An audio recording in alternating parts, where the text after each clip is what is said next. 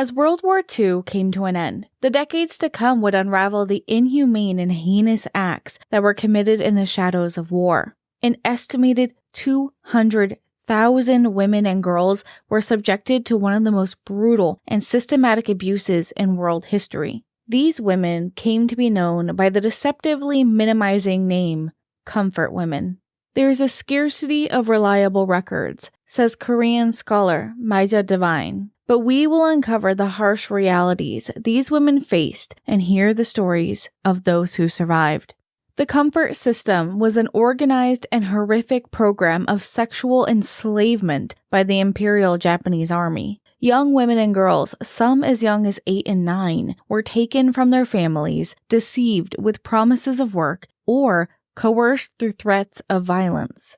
They were transported to military brothels scattered across Japanese-occupied territories, where they faced relentless physical and psychological torment. These realities have been hidden by silence and denial for decades. The story of the comfort woman is not just a story of the horrors of war, but an ongoing struggle for acknowledgement, sincere apology, and reparations. Welcome to Korean True Crime with me, your host, Mimi Mizuko. Thank you to all of my patrons for making this show possible. I'm moving my patron shoutout to the end of each episode for a more pleasant listening experience. Korean True Crime's logo sticker tier is now in the vault on Patreon, but don't fret, there is a new sticker available now. You can get a new sticker every 3 months if you join us on Patreon now. Link is in the description. You can also watch Korean True Crime on YouTube again with behind-the-scenes footage of me recording the episode with photographs contextualizing. Lastly, join us on Discord for movie nights of films based off of the real crimes covered in each episode. Link is in the description. With that, let us begin. Warning. Today's episode contains testimonies that detail systematic sexual assault and sexual slavery. Listener discretion is advised.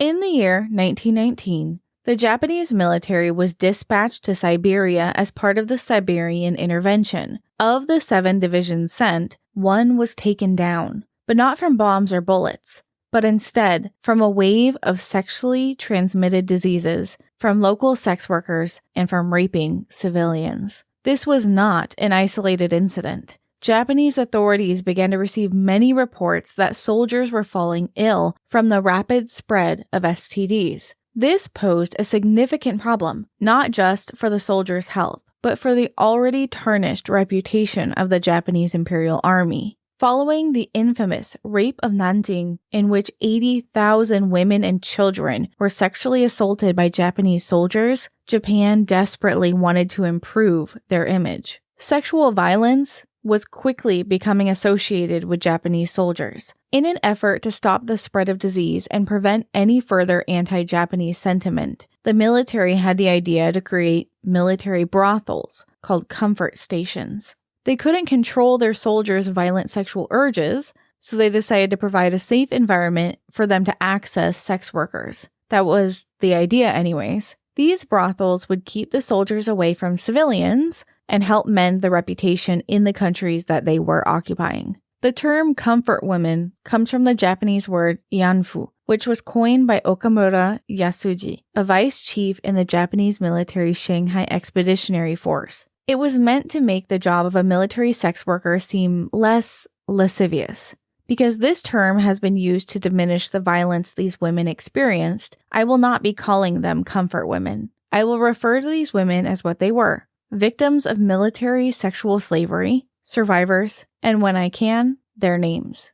The first of these brothels was opened in Manchuria during the Manchurian Incident in 1931. By 1932, following the first Shanghai incident, the first official comfort station was established, with the number of military brothels skyrocketing as the Sino-Japanese War broke out in 1937. There's a common misbelief that these comfort stations were created during World War II. However, they just became more common in areas that Japan occupied during World War II. The idea behind these comfort stations was to accomplish many goals. Firstly, they wanted to reduce the likelihood of soldiers raping civilians, which had been a great shame on their nation from previous incidents. They also wanted to control the spread of sexually transmitted diseases amongst the population. There was also a concern that soldiers intoxicated on booze or opium would have loose lips when speaking to sex workers, who could be spies undercover trying to learn military secrets. Okamura Yasuji himself admitted in a 1970 publication that he was one of the spearheaders in the Anfu Project to stop the widespread sexual assaults committed by their own soldiers, and that the presence of provided sex workers could significantly reduce these crimes, although the reality of what happened in these comfort stations is far grimmer. From 1932 to the end of World War II,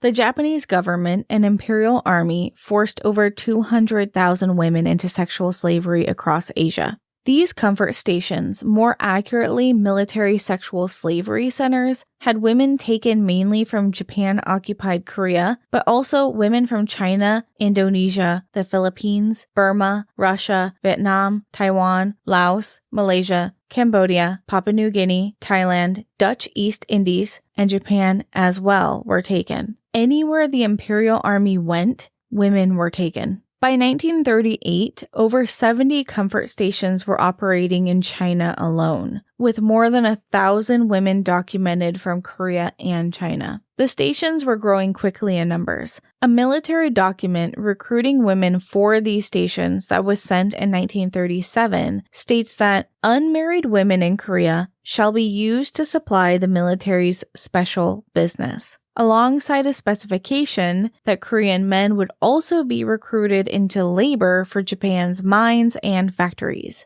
Specifically, they were looking for women who had already worked in sex work, or had their parents agree to send them to the brothels. In early 1938, Japan hired agents to scour Japan and Korea for 3,000 women to send to Shanghai. They received criticism from the Japanese police for the methods that they used to recruit the women, which the nation's police called kidnapping. The Japanese Police Bureau came forward and stated that any women taken for this program must be over the age of 21, which many of the girls prior to this had not been. If this rule was followed, it was only followed for a short while in the recruitment of Japanese women, if it was followed at all. By July 1941, following the start of Japan's involvement in World War II, the Japanese military's plans to recruit 200,000 women from Korea was nowhere near completed. With pressure to supply the comfort stations with more and more women,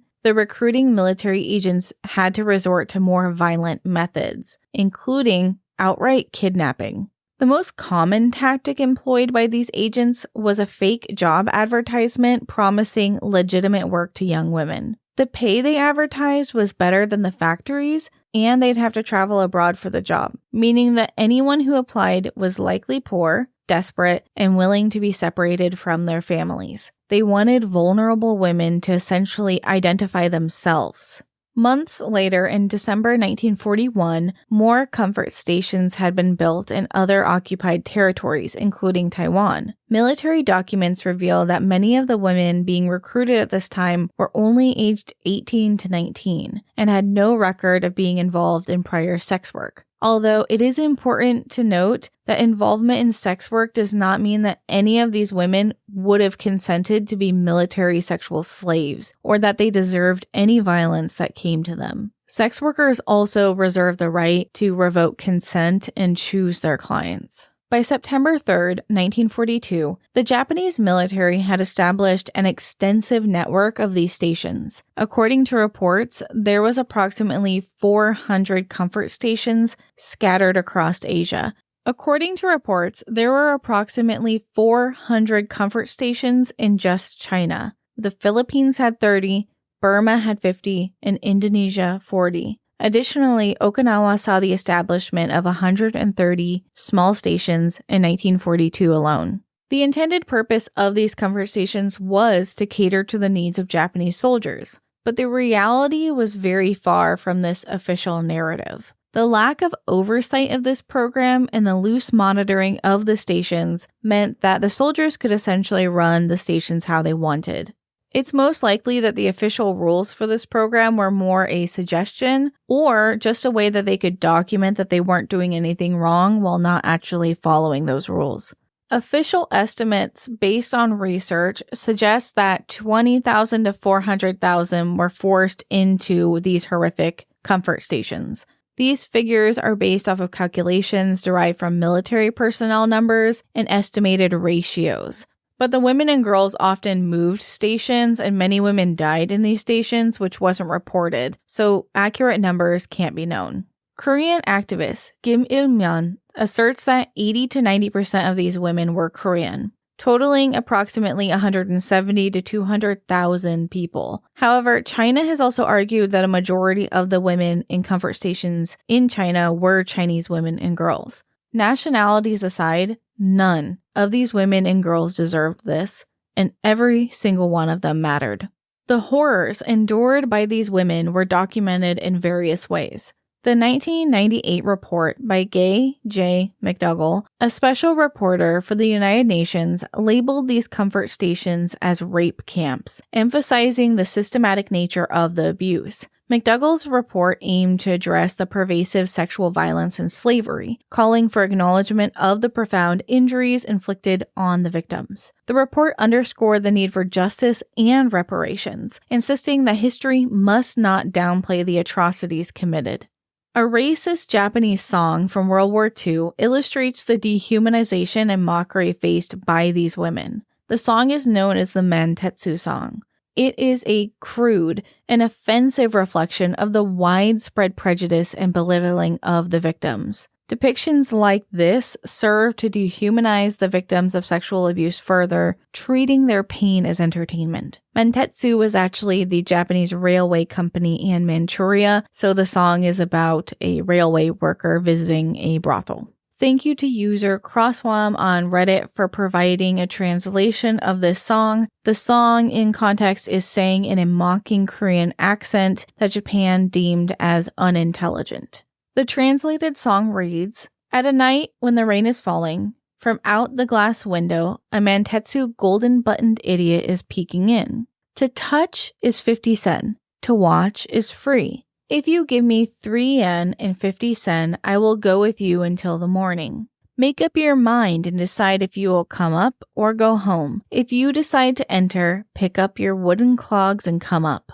Dear customer, at this time, there is a pimp asking a high price. Come and tip 50 sen quickly. So hold me and lay down, and I will give you 2 or 3 freebies. Until the morning, you can use my body. I was tricked. I thought it was a 50 sen gold coin, but it turned out to be the cap of a beer bottle. I was tricked." That is the song. I did censor a derogatory word for women's genitals in this song, but the meaning still stands. This song is supposed to be about a Korean comfort woman singing about the men coming to the comfort station with 50 sen, which a sen coin is comparable to a cent in US dollars. 1 sen is 100th of a yen. So this song implies that the women cost 50 cents to touch and $3.50 to have sex with. Another Reddit user, Postal History, contextualized this song for us.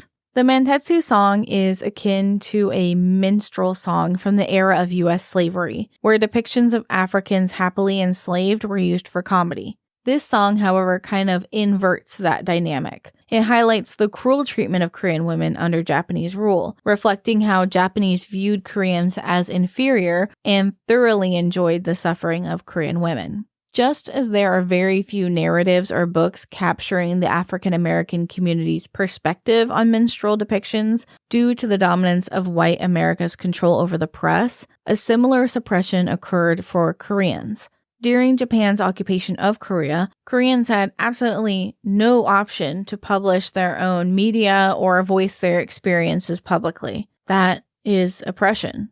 The Reddit user Postal History states this in the song that the phrase 50 sen was sang with a mocking Korean accent, which has been used in the past as a way to distinguish and kill Korean people during the 1923 Kento massacre. It's important to note that while the focus of this episode and this podcast is on Korea, Japan was treating many other Asian countries the same way, with the same prejudice, especially China.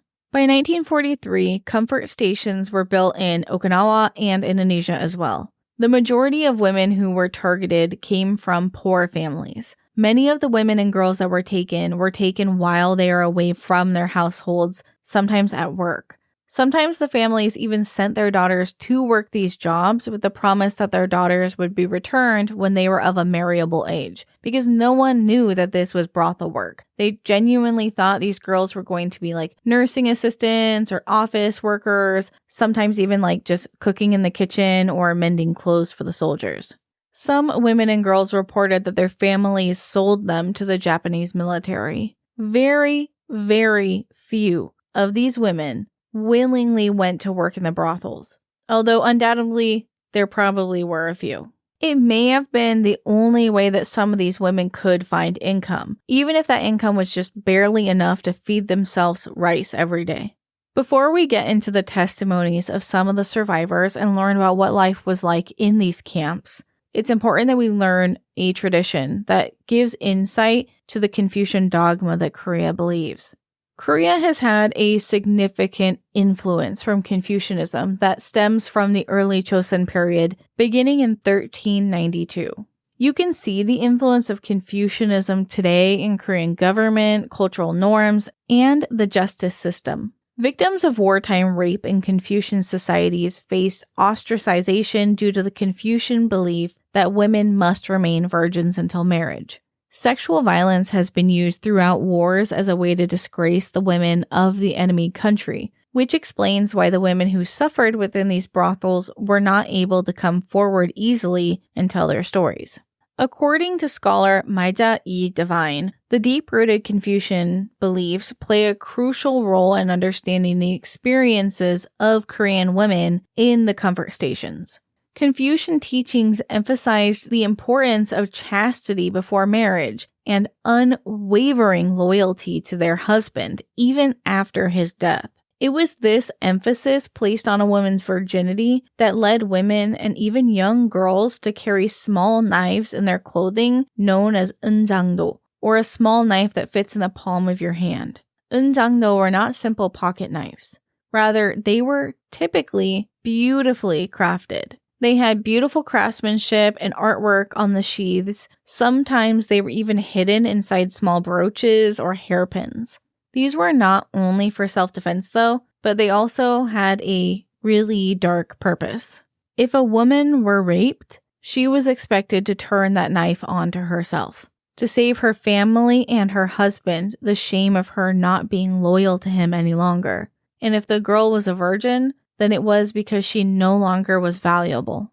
Though these chastity knives have long since fallen out of use, some blacksmiths continued to make these traditional knives throughout the Japanese occupation, trying to keep their traditions alive. To adapt them to everyday use, they could even be purchased with a set of personal chopsticks inside the sheath.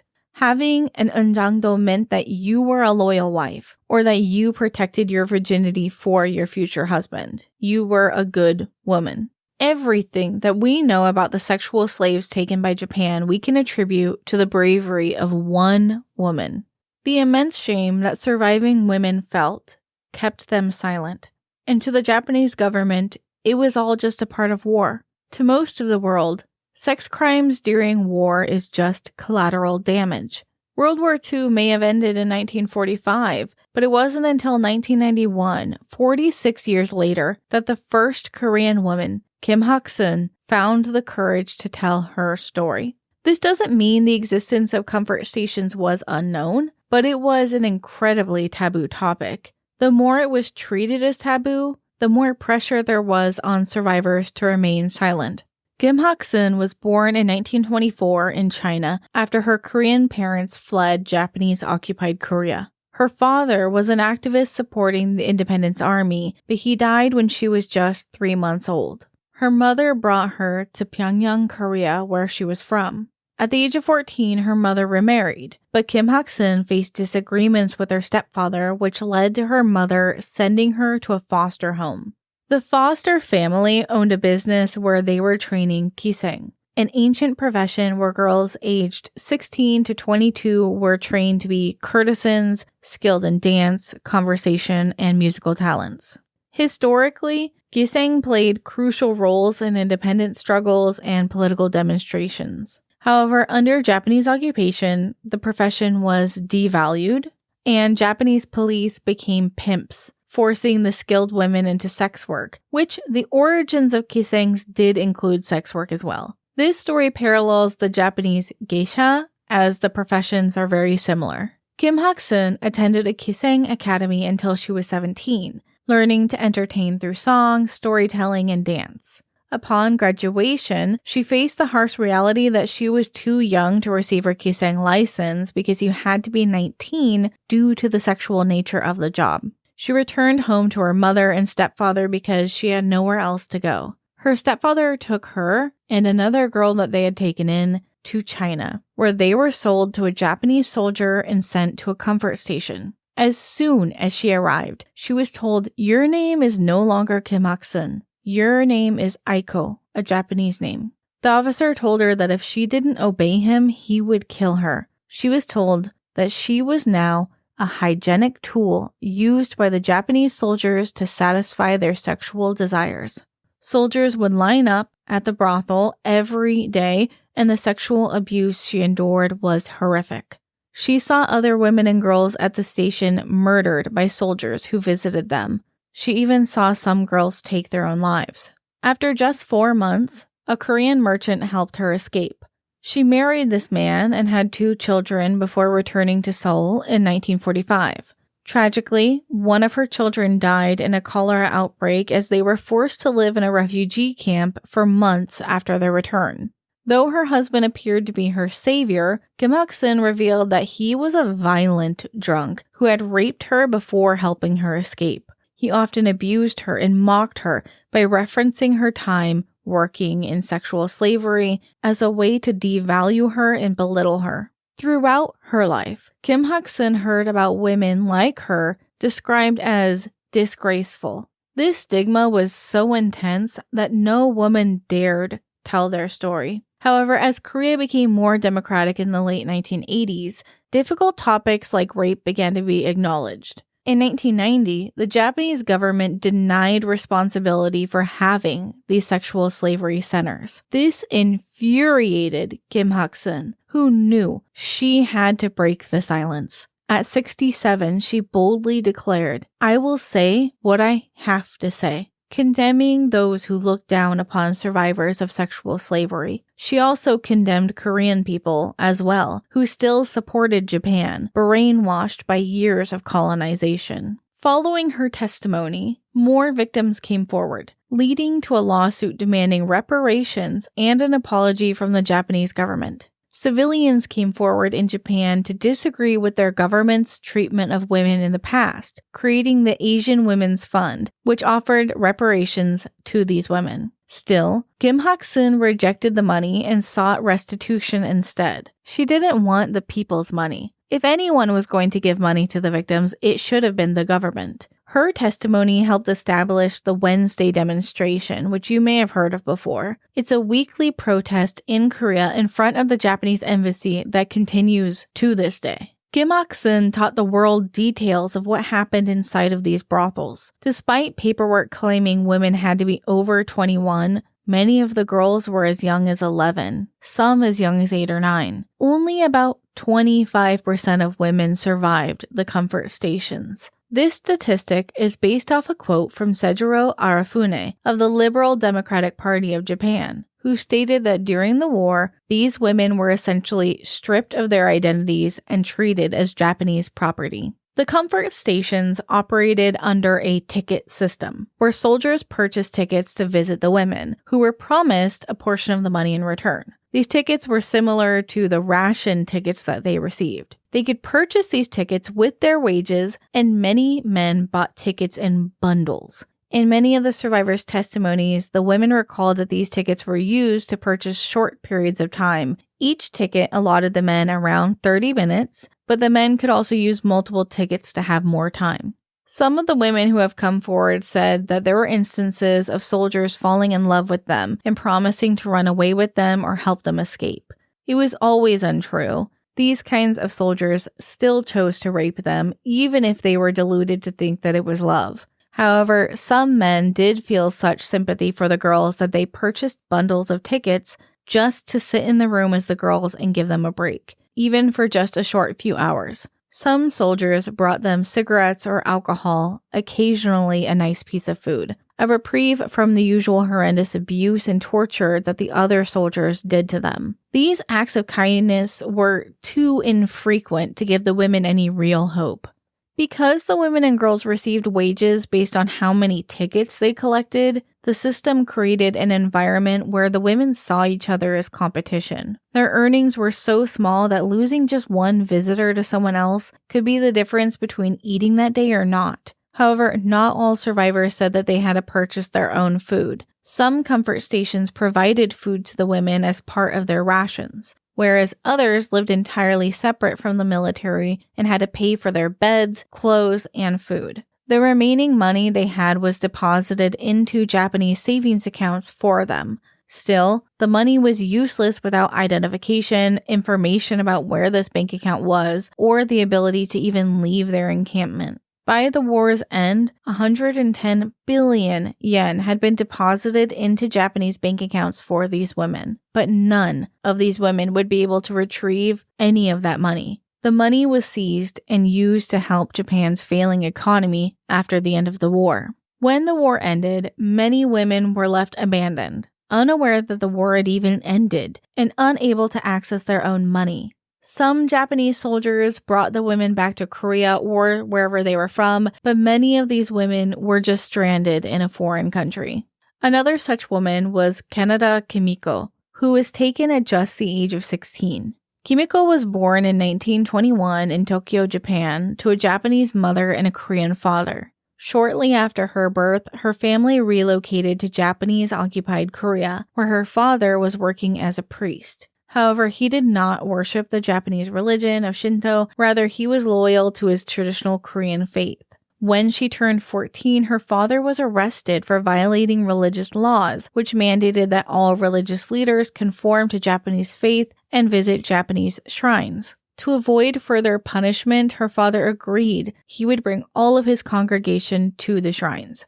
But this was a lie. He never intended on following through with this and never did bring his congregation there, which led to him being caught once again. Kaneda Kimiko remembered her father coming home with large burn wounds on his legs from an encounter with the police. One night, hearing the sound of a police car approaching, she ran to warn her father, who then hid in a nearby field until the police left. Out of fear, he left their home and went to hide in the rural mountains with his sister. Kimiko learned to live her entire life afraid of the police.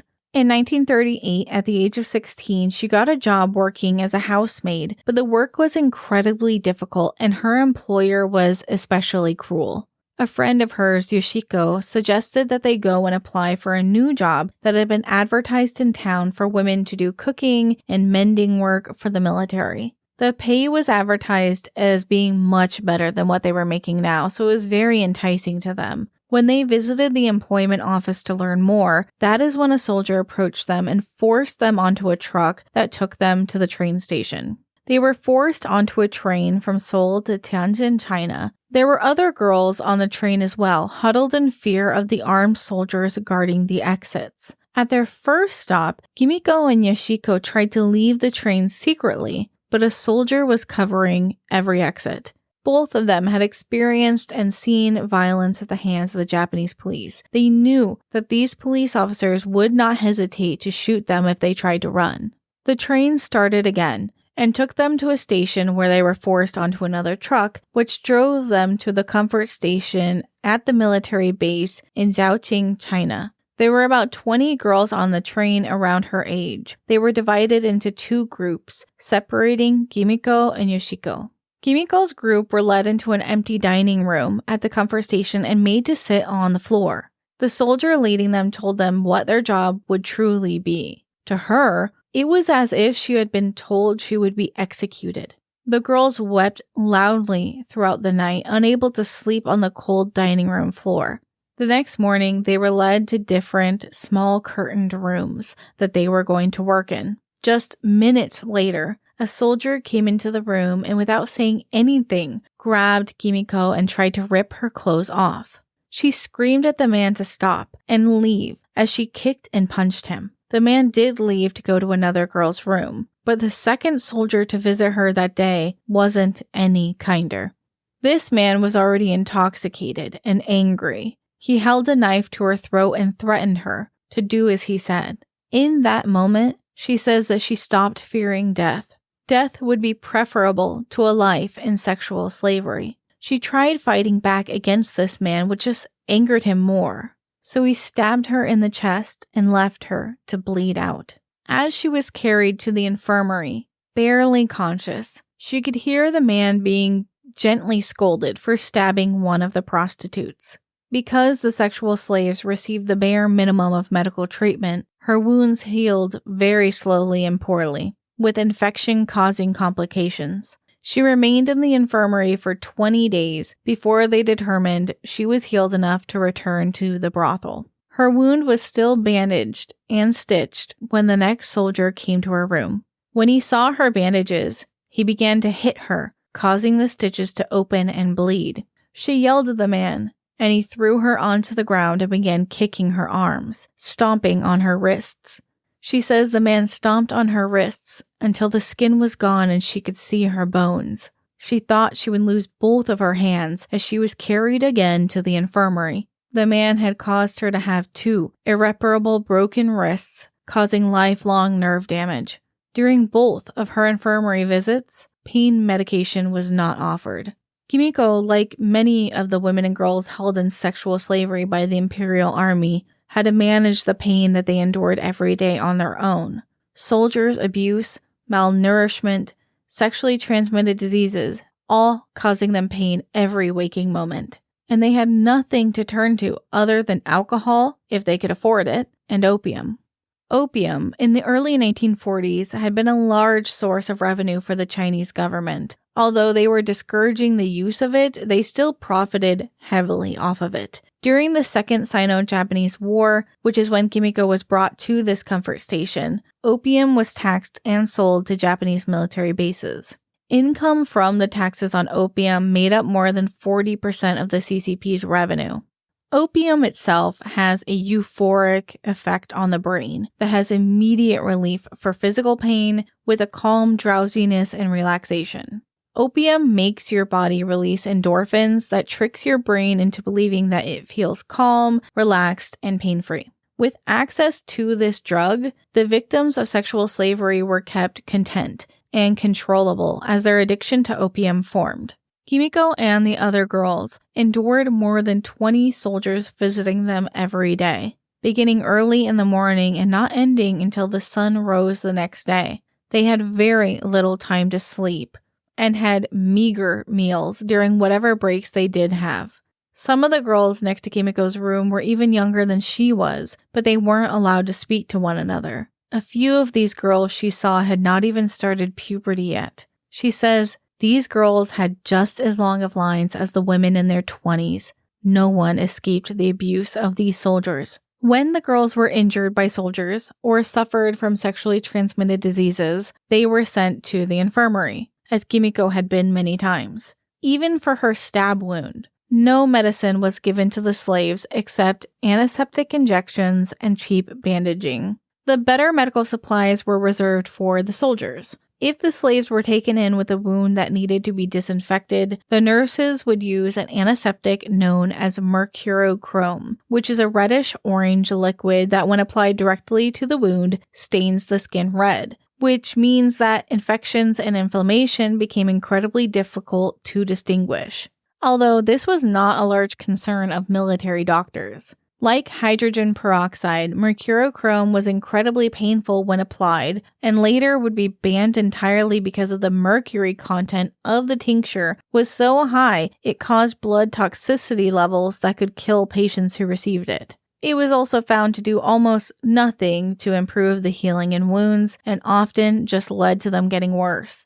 Bandages soaked in this liquid were placed on the open sores, genital tearing, and even stab wounds that the women and girls sustained without the relief of pain medication. Because of this antiseptic's ineffectiveness, these women and girls often fell ill from infections which became septic, causing their deaths.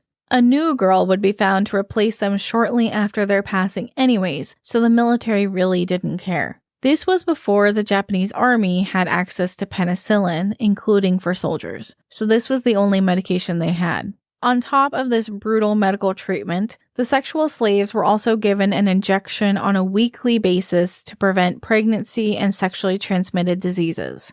The injection was known as Compound 606. This compounded medicine was made from arspheniamine. The brand name was Salvarsan. This antibiotic drug was created to treat syphilis, which was an ongoing problem for the military. While this drug was groundbreaking in its time for making syphilis finally curable, receiving this medicine every week had horrific side effects. The arsenic in Compound 606 was too toxic for the human body to endure and would cause rigors, fevers, nausea, and cyanosis, which is where you lack oxygen in your blood and your body begins to turn blue. But that wasn't even the worst of it. The doses at which these girls were being given also acted as an abortifacient, which is how they used the medication to prevent pregnancy. They forced the girls to have miscarriages all the time. This is what led to sterilization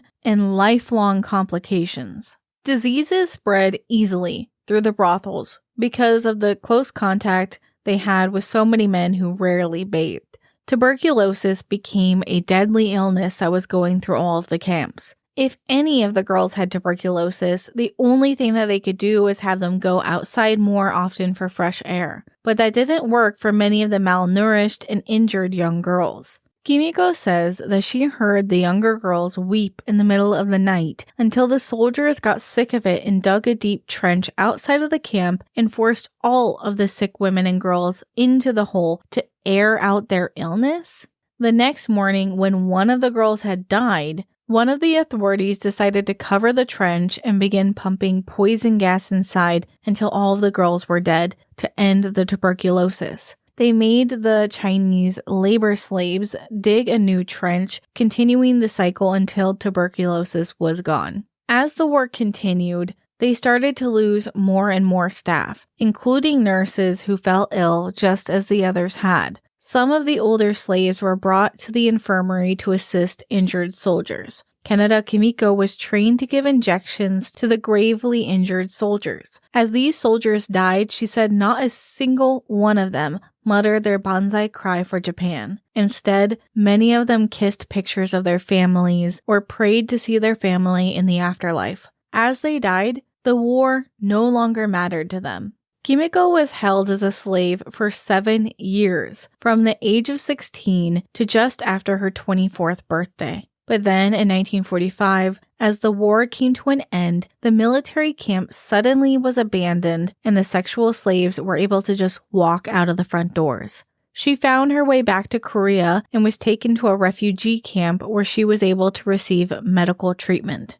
She had sustained injuries and infections bad enough that they had to perform an emergency hysterectomy. Thankfully, she survived this surgery and continued to live in Korea. In 1997, at the age of 76, she became one of the first recipients of the Asian Women's Fund. Kaneda Kimiko passed away in 2005 at the age of 84. Many more women have come forward to tell their story, including Lee Young-soo, who was born in Daegu, Korea in 1928. When she was 15 in 1943, her and her friend were approached by a Japanese soldier when they were catching snails by a riverbank. Without warning, Kimiko and her friend were forcibly taken to a train that took them to a dock in Anju, Korea. It was on this boat that Young-soo learned that they were going to Taiwan to work at a kamikaze military camp. Even before getting off of the boat, Young-soo experienced her first sexual assault by a soldier. Her story is just one of many that reveal many of these women and girls were raped even before they reached the comfort stations. Officers responsible for recruiting and transporting the military sex slaves often claimed the first right to rape them. Some girls, realizing what would await them, chose to jump from the trains or ships, preferring death over a life of sexual slavery. Upon arrival at the comfort station, Young-soo saw the terrifying reality. She was subjected to sexual violence every day without respite, even during menstruation. Her suffering extended beyond sexual abuse. Beatings, knife cuts, and electric torture were a part of her daily existence here. Escape seemed impossible. She had nowhere to go and no means to survive outside the station, even if she could escape. Young-soo vividly remembers the soldiers who visited her. Many of them were teens, age 17 or 18, trained as kamikaze pilots or soldiers who faced imminent death. On the nights before their kamikaze missions, these young men would come to her, some weeping loudly. Not all of the men mistreated her, and she holds onto the memory of those who showed her kindness in a cruel world. These young soldiers, sent to die for a cause that they barely comprehended, often sought comfort in their final moments. Their sadness has never left her memory. After the war ended and Young-soo was liberated from the camp, she returned to her home in Daegu. But when she saw her family and told them what had happened to her, they rejected her and told her to leave. She couldn't have known that many of the other women had experienced this form of isolation after they returned. So she lived alone, in silence about what had happened to her, hoping to remove that stain from her past. That is, until she saw Kim Hak-sun's brave testimony on TV. She mulled over the decision to reveal her own story, and finally, in June 1982, she registered with the Korean government as a former comfort woman, becoming the 29th to do so. She felt a great weight off of her shoulders and decided to live her life to the fullest. She returned to school and earned her master's degree in 2001. From then on, she said she would never be silent again and traveled the world recounting her painful experience so that others could do the same. She spoke in front of the United States Congress even and declared, "I am an honorable daughter of Korea. I am not a comfort woman." Despite her testimony, Japanese Prime Minister Shinzo Abe denied Japan's culpability and dismissed all former apologies as unnecessary. Young-soo continued her fight against Japan's attempts to erase its shameful history, even meeting Pope Francis to ask him to help their cause. Like Young-soo, many of the victims felt alone in their experience until they were able to come together to share their stories. Another woman, Kim Bok-dong, like Young-soo, felt compelled to come forward when she heard Kim Hak-sun's story. Born in Yangsan, Korea in 1925, Kim Bok-dong grew up only knowing Japanese occupation, much like the other victims. As World War II began and Japan increased their drafting efforts for the Imperial Army, she watched as high school students were being taken to fight in the war. By 1939, when Kim Bok-dong was 14, a Japanese soldier came for her. The soldier told her she was going to be sent to work in a factory making uniforms for the soldiers. They claimed the factories were desperate for workers and assured her mother she would be returned before she was of marrying age. However, the underlying threat was clear. Refusal could mean death for their entire family. Bok-dong and 30 other girls aged preteen to 20 were loaded onto an open-backed military truck. Days later, they were herded onto a boat bound for Taiwan. Bok-dong was too young to realize that there was no uniform factory. In Taiwan, the girls were moved onto a boat headed to Guangdong, China. When they finally arrived in China, they were greeted by a high-ranking Japanese military official who asked each of them individually their age. Kim Bok-dong and some of the other girls were younger than 15, which the officer scowled at. After he whispered to some of the other soldiers about the girls being maybe too young for the job, they dismissed the concerns and agreed that they could do it. Bok-dong was wondering what kind of factory machinery she was going to have to work on. Some of the nurses came and took her and the other girls in for an examination before leading them to their rooms. This brothel seemed to be an old school building that had been repurposed. As they walked, Kim Bok-dong could see the inside of the windows and saw people having sex. This sight frightened her. At just 14, she didn't even know what sex was yet. As they reached the dorms, a soldier dragged her inside, hitting and assaulting her. She returned to the dorm, blood running down her legs. The other girls were huddled together, crying and bleeding as well. One of the girls her age mentioned that they would be better off dead and talked about using alcohol to kill themselves. Alcohol, however, was not cheap. Kim had 1 Korean won, which due to Japanese colonization was equivalent to 1 Japanese yen, which was a lot more than the Chinese currency. It was a very small amount of money, however, just enough for her to buy food. She decided instead to use this money to kill herself. She called over a cleaning woman and handed her the single won, asking her to bring back the strongest alcohol she could find. The woman returned later with a 750 milliliter bottle of Kyalang liquor, which is known for its high alcohol content, which typically has 58% alcohol by volume. Bok-dong and 3 other girls started drinking the alcohol, mixed with some water to avoid vomiting. The alcohol burned their throats, but they continued to drink as much as they could until they all passed out. They were missing for too long, though, causing the guards to come looking for them. Eventually, they found the girls unconscious on the floor. Medics were called and the girls had their stomachs pumped. They all survived this suicide attempt, but were unconscious for 10 days in the infirmary. After this, Bok-dong suffered irreparable damage to her stomach that has pained her for the rest of her life. She decided that she truly wanted to live and knew that the only way to avoid the worst of the abuse was just to obediently listen to the guards. She hoped that this would be enough to survive.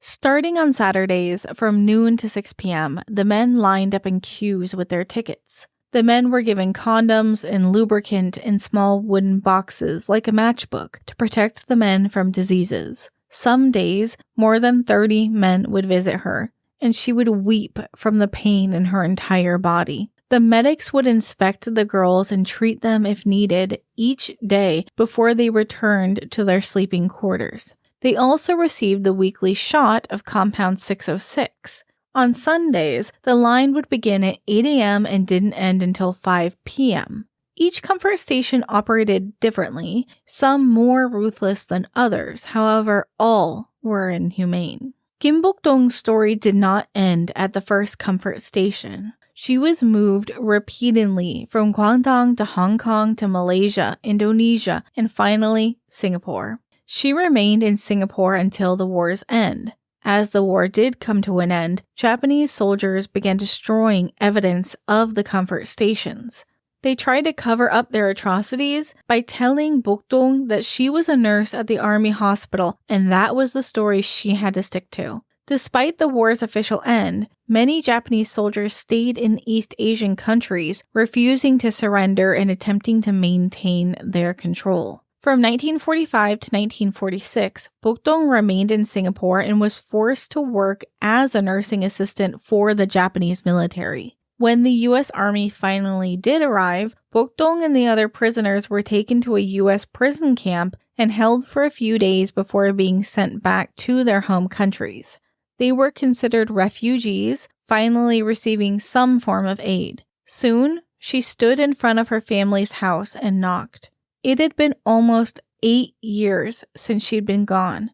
She was now 21. Her family had no idea what she had to endure. To them, she had gone to work in Japanese factories as they had been told. It wasn't until years later, when her mother questioned why she wasn't trying to get married, that Bok-dong finally told them the truth. Her mother pushed her until she finally confessed the heinous acts that she had suffered. The revelation was just too much for her mother to hear. In the shock, she suffered a fatal heart attack. Bokdong, re-traumatized by telling her story to her mother and seeing her mother die, repressed her story and emotions, unable to come forward until she was 60. That is when she heard the testimony of Kim Hak-sun. In an interview with Asian Boss, a news outlet, Bokdong addressed allegations that these women were paid sex workers for the Japanese military doing this willingly. She angrily said, "Is that what a 14-year-old does to make money? The evidence is all there, but Japan is trying to hide it."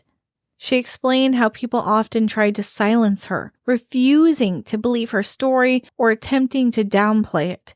When Park Geun-hye was president, she reached a deal to remove a comfort woman statue without consulting the victims and accepted reparation money, a move that went against everything these women fought for. Bokdong, like many others, longed for a sincere apology, but even their own government had very little sympathy for them. Despite her significant contributions to the cause, she regretted ever coming forward.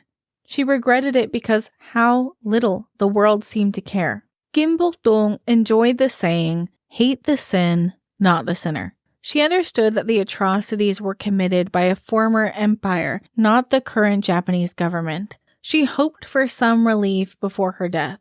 However, Kim Bokdong passed away on January 28, 2019 after battling cancer, leaving behind a legacy of bravery and resilience. In 2005, a North Korean woman named Park Young-sim was interviewed about her time being held in a comfort station. Young-sim lived with her father and stepmother when she was little, but her family was poor. Her father chose to sell her to a tailor shop to work as a maid at just the age of 14. She worked at the tailor shop for 3 years until the age of 17. In 1938, a Japanese businessman came to the store and said, "I have a job for you."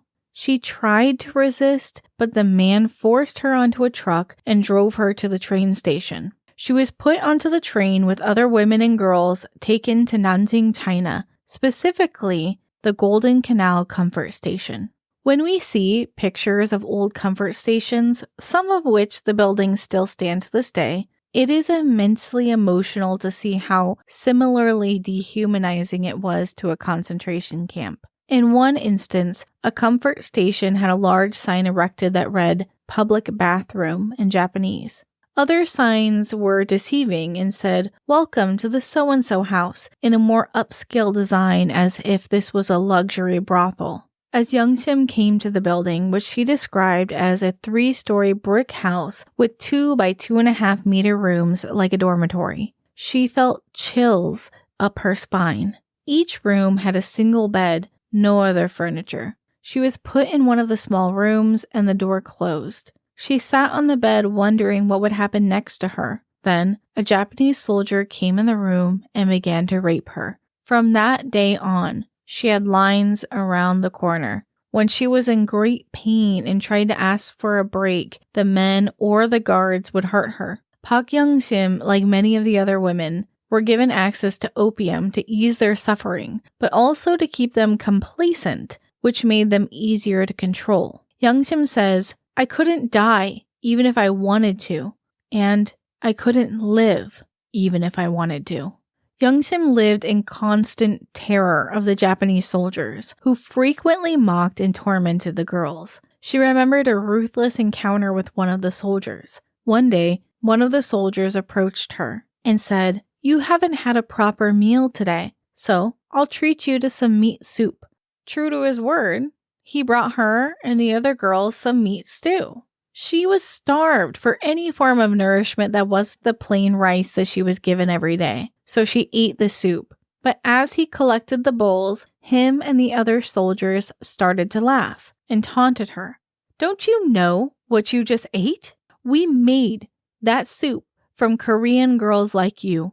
Initially, she hoped that this was a grotesque joke, but the reality sank in when she later witnessed a Korean girl being beaten and dragged to a large cooking pot and boiled alive. After the war, Youngshim managed to return to Korea with the help of a Chinese citizen, but she found that no family was waiting for her. She had to rebuild her life from scratch. The experiences at the comfort station left her with lifelong health issues, including the need for a hysterectomy, heart valve surgery, and treatment for severe PTSD. She expressed that she could not find peace until she had let go of her grudge. Youngshim, originally from an area of North Korea, remains there to this day. We don't have any updates on her well-being, but I hope she was able to find peace. These testimonies are only a few of the women who have come forward as survivors of the horrors that occurred inside of these military brothels. In a bonus episode on Patreon, we will cover more of the women's stories from Korea and other nations from which women were taken. Despite the end of World War II, many of these military brothels remained open. In 2007, the Associated Press reviewed historical documents pertaining to these comfort stations, uncovering previously untranslated and unreviewed materials. These documents revealed that as American forces occupied various cities at the war's end, Japan offered these comfort stations to the American troops. Shockingly, American authorities permitted the use of the official brothel system, despite there being reports indicating that these women were indeed slaves. Instead of utilizing existing comfort stations, however, Japan established new ones. The first brothel for U.S. troops was created in Atsugi, north of Tokyo, under Japan's government-operated and funded Recreation and Amusement Association. This comfort station, called the Babe Garden, initially had 38 women but quickly expanded to house 100 women, each reportedly receiving around 60 soldiers a day. The leader of a police department northeast of Tokyo in Ibaraki recalled converting a police dormitory into a makeshift brothel with bedding provided by the Navy to accommodate 20 military sex slaves. The brothel opened on September 20th, 1945, and immediately saw lines of U.S. troops waiting their turn, with more than 500 soldiers standing on the street. Soldiers did remark that the women were uninterested and resisted selling themselves to men who had been their enemies only a week before. They attributed the women's resistance to them not wanting to sleep with Americans. However, these women also considered Japan to be their enemy. The U.S. troops, however, did not speak Japanese, Korean, or Chinese and struggled to communicate with the women and girls if the women and girls tried to speak to them. The women, apprehensive at first, gradually just had to accept their situation as they were paid significantly more than under Japanese military, but they also couldn't leave. They were being held as slaves. There was nothing they could do about their situation. Records showed that these women were not former sex workers. They were not volunteers. They were tricked into military sex slavery. One of the survivors was Natsue Takira, who was 19 at the time. She had applied for a job as an office worker, but was told upon arrival that she would be a comfort woman. Coerced into accepting the job, she felt she couldn't say no. More women began applying to these deceptive job positions, which were advertised as having great pay and easy work.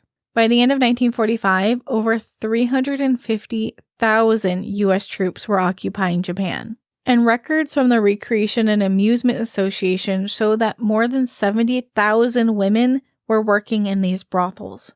Japanese historians now believe that these numbers may be underestimated, with many more women being involved. GIs paid for access to the brothel. One ticket, costing about 15 yen, or about a US dollar, bought them 30 minutes of time with the girl.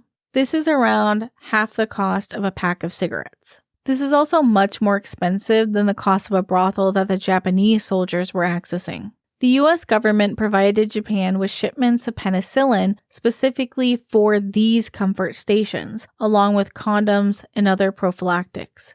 Initially, it was believed that soldiers and authorities were unaware that these women were coerced or forced to work in the brothels.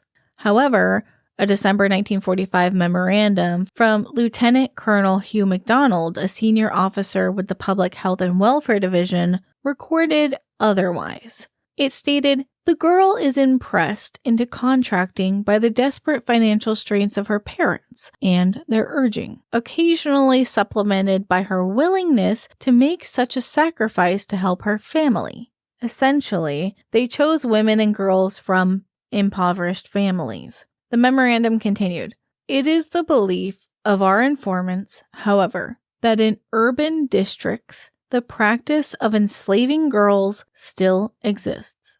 Due to complaints from U.S. military authorities who feared public knowledge of these brothels would bring embarrassment to America, General Douglas MacArthur ordered the closure of these establishments to U.S. troops on March 25, 1946.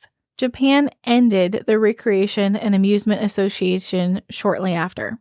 This decision revealed that over a fourth of all American troops in Japan had contracted sexually transmitted diseases, and more than 150,000 Japanese women were left destitute, suffering from these venereal diseases as well. By 1993, the UN's Global Tribunal on Violations of Women's Human Rights estimated that about 90% of the women forced into military sex slavery during World War II had died, many from infections, health complications due to abuse, or by taking their own lives. On August 4th, 1993, the Japanese government finally acknowledged the extent of their involvement in establishing comfort stations during World War II. They recognized the lack of personal and sexual autonomy experienced by these women who were treated as property, essentially admitting that these were indeed sex slaves. By July 1995, on the 50th anniversary of the war's ending, the Japanese government issued a public apology for the comfort women issue. Prime Minister Tomichi Murayama stated, "I offer my profound apology to all of those who, as wartime comfort women, suffered emotional and physical wounds that can never be closed." In response, the Japanese people established the Asian Women's Fund to protect women's human rights in Japan and globally. This organization supports NGOs that aid women internationally, allowing donations from Japanese civilians to be directed specifically to comfort women as a means of atonement. However, the Japanese government has argued that individual comfort women have no right to compensation, claiming that their needs should be satisfied by the treaties Japan signed after the war. Despite the apologies, Japan continued to deny legal liability for the military's actions in establishing the comfort stations. They contended that the crime of slavery did not accurately describe the comfort stations, and even if it did, the prohibition of slavery was not established internationally until after World War II. Therefore, they asserted, international laws cannot be retroactive, absolving them of legal responsibility for what they did in the past. Additionally, acts of rape and armed conflict were not explicitly prohibited by international law until after World War II, and the laws of war applied only between warring nations. Because Japan was not at war with Korea, it wasn't breaking international law. In 1996, the Japanese government declared a statute of limitations on all civil and criminal cases related to their comfort stations. Despite the Treaty on Basic Relations between Japan and Korea, which was signed in 1965, it was only then that the Korean government publicly acknowledged what had happened and requested reparations. Japan did comply, however, and asked Korea to provide a list of individuals to compensate or to distribute the funds themselves. Korea chose to take the lump sum, approximately $800 million in USD. But Prime Minister Kim Jong-pil spent the money on economic development rather than fulfilling the promise to victims and their families. No money was distributed to comfort women or their families.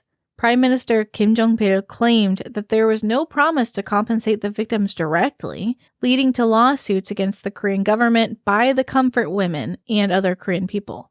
Japan maintained that the funds they had given were intended as reparations, while Korea argued otherwise. Since then, 4 different Japanese leaders have addressed and apologized for the issue, the most recent being Shinzo Abe in 2015, who offered $8 million to Korea. This small amount was intended as a gesture to end discussions about Korean women. Park Geun-hye accepted the offer, agreeing that strengthening their alliance against China was crucial. However, Abe's apology came with a controversial request. He wanted to remove a comfort woman statue across from the Japanese embassy in Korea. This bronze statue depicts a young woman wearing traditional Korean clothing, hanbok, known as the Peace Monument. There are copies of this statue all over Korea, and it is highly respected by Korean people, who place flowers on the woman's lap and scarves around her neck in the winter. This particular statue was the focal point of weekly protests by Korean groups. It should also be noted that Abe had in the past denied the existence of comfort women and made dismissive comments about the women wanting reparations, so his apology didn't really mean much to comfort women anyways. In the end, the statue was not removed, but Park Geun-hye's acceptance of reparation money on behalf of the victims without conferring with them angered the Korean people. Many of the 35 international groups which focus on aiding World War II sexual slavery victims seek an apology akin to Germany's that they did for their victims. In the 1970s, German Chancellor Willy Brandt knelt to beg forgiveness for his country's atrocities, an act of humility and sincerity that Koreans yearn for from Japan. A large portion of this dismissal of the treatment of comfort women comes from the fact that Japan controlled all forms of media production, including printing presses, in all of the countries that they occupied during the war. They were able to invent the narrative. Then, when they were liberated, the Confucian dogma of many of these countries prevented the women from empowering themselves and telling their own stories. A U.S. soldier's report following the war's end described the liberated prisoners on the Burma border as camp followers. This report has been used to deny the suffering of these women, suggesting that they were voluntarily following the soldiers to make money. Historians acknowledge that while this may have occurred at some military bases, camp followers are usually family members of the soldiers. This was certainly not what was happening inside the comfort stations. The majority of these women were not volunteers, but captives. Even if they initially signed up for the jobs, the fact that they couldn't leave, endured abuse at the hands of the soldiers and the guards, meant that they were sexual slaves. Kim Hyun-suk, a historical researcher, explains that Japan's denial or disdain for Korea's unwillingness to forgive or forget what happened at comfort stations is deeply rooted in Japan's self-victimization following the Nagasaki and Hiroshima bombings. While these bombings were devastating, there's no arguing that, they don't negate Japan's long role as a colonizer of many Asian nations that suffered greatly under their rule. The narrative of Japan as a victim of the bombings should not overshadow the immense suffering they inflicted on others during their imperial expansion. Both of these parts of history are true and can be understood within their own context. Despite Japan's history with Korea and the animosity that has characterized the relationship between the two nations, not all Japanese people shared in this prejudice. There were many people who reached out to the Asian Women's Fund to offer their own compassion and humanity. They sent heartfelt letters and donations apologizing for their own ancestors. The existence of comfort stations was hidden from civilians, making it an unfathomable truth for a lot of people. Many people just couldn't accept the truth. It was too shocking. They also just couldn't believe that something that evil could truly have happened. This is much like the shock people experienced when the reality of concentration and internment camps became known. This resulted in some people refusing to accept the truth, leading to history deniers. These are a few of the letters that were sent in. The first anonymous writer says, "Because I believe that actions are more important than words, I want to express my heartfelt apologies to the women who were forced to lead miserable lives as comfort women. I pray they will find peace and happiness. I cannot help much, but it will help to relieve the burden in my heart that I feel as a Japanese citizen." Another letter read, "I was only a child during the war, but when I later learned about comfort women and tried to imagine their humiliation, I shook with rage at the troops who carried out this inhumane scheme. I believe that every Japanese citizen should make amends for this crime on an individual basis. I would like you to use this donation to help the former comfort women recover their honor and dignity. However, this does not absolve the Japanese government of responsibility, so at the same time, please continue to uncover the historical facts. A war veteran wrote, "As a former soldier, I am contributing a portion of my military pension. However, I would like to say that only those who are there can truly understand the mentality of the battlefield. I do not want you to think lightly of our experience." A daughter of one of these war veterans also wrote, "My father is now 77 years old and fought in Manchuria and Okinawa. I pray for the success of your fund. There are many women who are still suffering. In addition, I hope you can help the fatherless children in all of the Asian nations who are the victims of irresponsible Japanese men during World War II." As of 2016, 238 women were registered to receive government subsidies for their time as a comfort woman. But this number does not capture all of the victims of this heinous program. Many of these women have passed away, kept their pasts hidden, or never even returned to Korea. Additionally, it's likely that many returned to their homes in what is now North Korea and cannot register with the South Korean program. The courageous act of these women coming forward has ignited widespread discussions about this dark chapter of history, particularly in Japan. Many Japanese citizens, moved by a sense of responsibility and remorse, had participated in the Asian Women's Fund. The heartfelt letters and donations sent to the fund are a testament to this acknowledgement and the citizens' apology. Despite these efforts, the pain and anger remain real. Regular protests and demonstrations continue outside of the Japanese embassy in Seoul, with people demanding recognition and accountability for the comfort stations and past war crimes. The wounds are still fresh, and their grudges run deep. When discussing such a distant and often undocumented part of history, we rely heavily on the testimonies of the witnesses and victims. The oral histories of comfort women, much like those of Black slaves and Holocaust survivors, are invaluable. We must listen to those who suffered and understand their stories. Shaped by intense emotions and sometimes incomplete, they're still true. Memories might fade with time, but trauma can also act as a cement.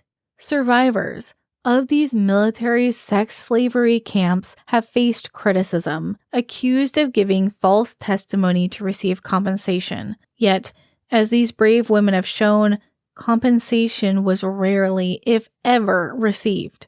They feared speaking out due to the potential backlash from their own communities, and there was no tangible benefits from them sharing these painful stories. The main message here is we need to listen to victims.